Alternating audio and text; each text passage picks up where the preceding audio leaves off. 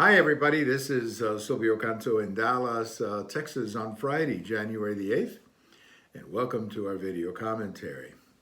Well, perhaps you had the opportunity to watch President Trump's, what I would describe as a combination of a farewell speech and a concession speech.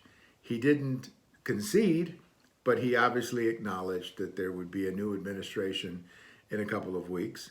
And then he also basically saluted his supporters.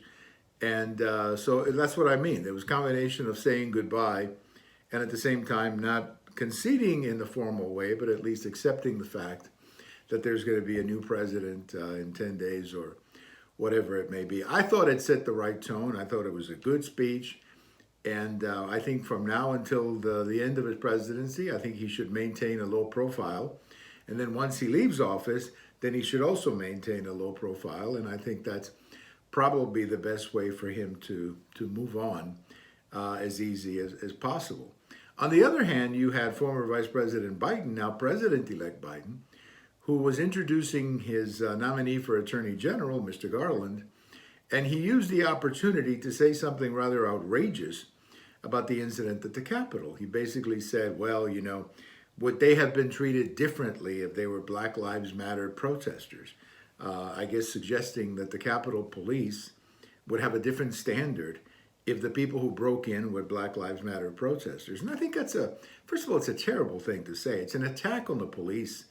The men and women who defend the Capitol, many of them are Black.